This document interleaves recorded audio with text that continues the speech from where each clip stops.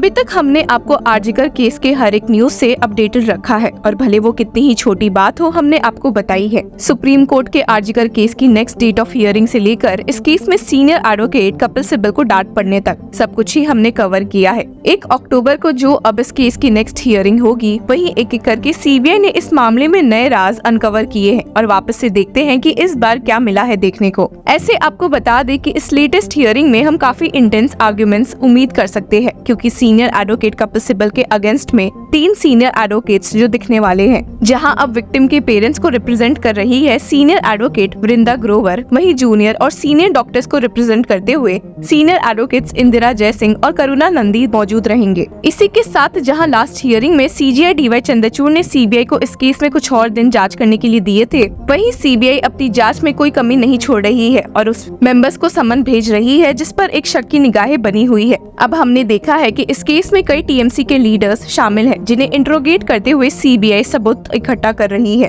और मामले काफी संगीन हो गए हैं जब से सीबीआई एक क्वेश्चन पर अटक गई है कि भला विक्टिम का पोस्टमार्टम सही तरीके से क्यों नहीं हुआ। सीबीआई ने इस मामले में फॉरेंसिक डॉक्टर अपूर्व विश्वास को सम्मन करके पूछताछ की थी और जिन्होंने बाद में बताया कि पोस्टमार्टम प्रोसेस को जल्दी खत्म करने के लिए उन पर काफी प्रेशर बनाया गया था। মেয়ের কাকা পরিচয় একজন ছিল যে বলেছিল ওই দিনকে পোস্টমর্টম না হলে রক্তগঙ্গা বইয়ে দেবে।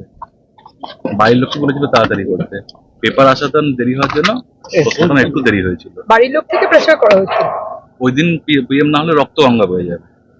এক্স কাউন্সিলর বলে একজন কেউ ছিলেন, নাম বলতে পারবো না।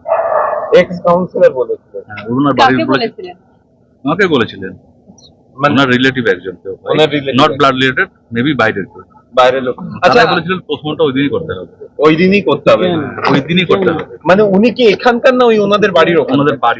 ওনাদের বাড়ির ওখানকার ex councillor.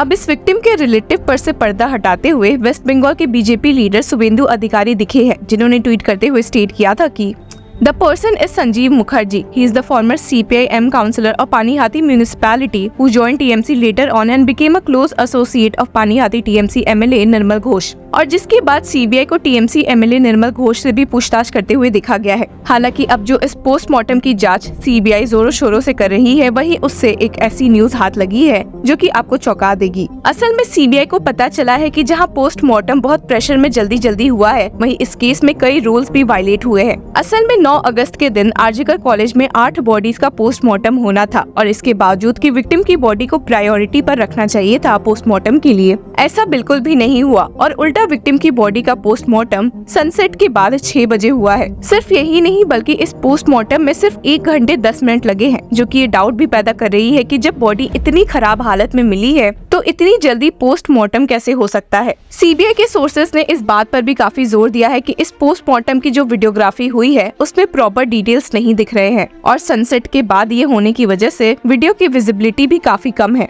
CBI sources claim that a doctor had objected to the postmortem being rushed after sunset but his objection was not heard. अब यहाँ डाउट वापस से पैदा हो गया है कि भला पोस्टमार्टम से लेकर ऑटोप्सी तक सब जगह ही एक नेग्लिजेंस देखने को मिली है, तो क्या ये डॉक्टर्स की मिलीभगत है या फिर इसके पीछे किसी का हाथ है। अब आपने हमें कई बार सनसेट के पॉइंट को हाईलाइट करते देखा है, तो बात ऐसी है कि इंडिया में सनसेट के बाद यूजुअली पोस्टमार्टम नहीं किए जाते हैं, इसलिए क्योंकि एरर के चांसेस ज्यादा रहते हैं।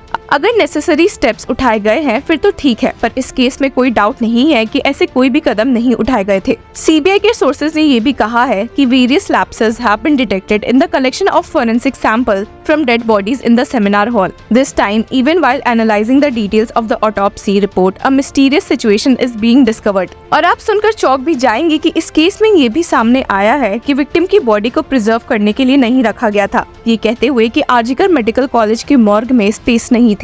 But according to investigators, lack of space in a morgue can never be an excuse for not preserving bodies in such sensitive cases। और इसी वजह से सीबीआई ने फोरेंसिक डॉक्टर और ऑटोप्सी के डॉक्टर से नॉन स्टॉप पूछताछ की है। शायद जल्दी ही इस केस में उन लोगों का नाम भी सामने आ सकता है जिन्होंने ऐसा करने के लिए ऑर्डर्स दिए थे। अब हमने आपको वीडियो की शुरुआत में बताया था कि इस मामले में टीएमसी के कई लीडर्स के नाम शामिल हैं और जिनकी पूछताछ चल रही है। जहां टीएमसी एमएलए निर्मल घोष की जांच इसलिए हो रही है कि भला वे बॉडी के क्रिमिनेशन के दौरान क्या कर रहे थे, और जिसके जवाब में उन्होंने कहा था कि I had gone to the RGKMCH at around 3:30 PM on August 9. Abhaya's house falls in my assembly constituency. She was a doctor in my constituency. I went there because I have a moral responsibility as the local MLA. वहीं इसके साथ ही the Central Probe Agency also grilled the former medical superintendent and vice principal MSVP of the hospital, Dr.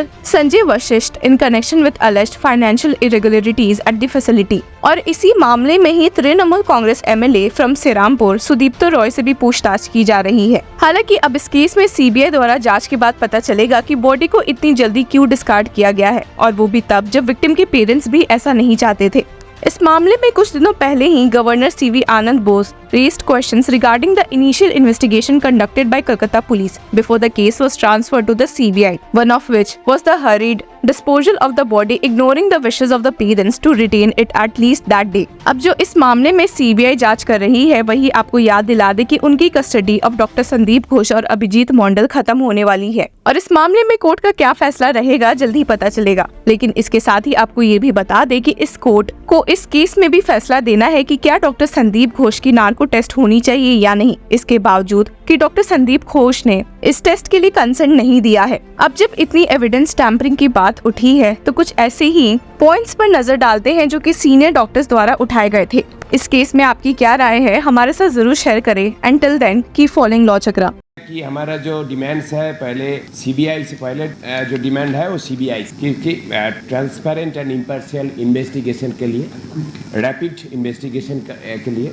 दूसरी मांग हमारे है government of waste Bengal से, क्योंकि जिस सिस्टमिक फेलियर एंड करप्शन के लिए ये घटना घटी, उसका जो जिन जिन डिपार्टमेंटल ऑफिशियल्स का इन्वॉल्वमेंट दिखा गया है, पुलिस एंड हेल्थ का, वो सभी डिपार्टमेंटल हेड को इमीडिएट रिमूव करना पड़ेगा, अपसारित करना पड़ेगा। तीसरी बात ये है जो पुलिस कमिश्नर जो है और जो डिप्टी कमिश्नर नॉर्थ और डिप्टी कमिश्नर सेंट्रल, इसका डायरेक्ट कॉनाइवेंस है इस घटना से, कवर अप एविडेंस टैंपरिंग से, इसको भी रिमूव करना है और पनिशमेंट देना पड़ेगा।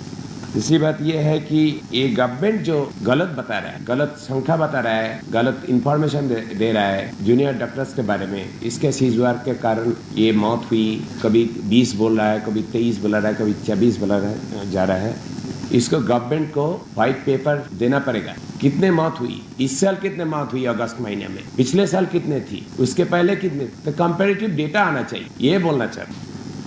हमारा अगला जो डिमांड है, ये जूनियर डॉक्टर्स लोग जो मांग रहे हैं और उनका मांग पूरा करना है। आज ही शाम को फिर तीसरी बार के लिए बुलाया गया चीफ मिनिस्टर्स का रेसिडेंस में 5 बजे, अगर वो जाए उसका पूरा ट्रांसपेरेंसी के साथ मीटिंग होना चाहिए, लाइव स्ट्रीमिंग होना चाहिए।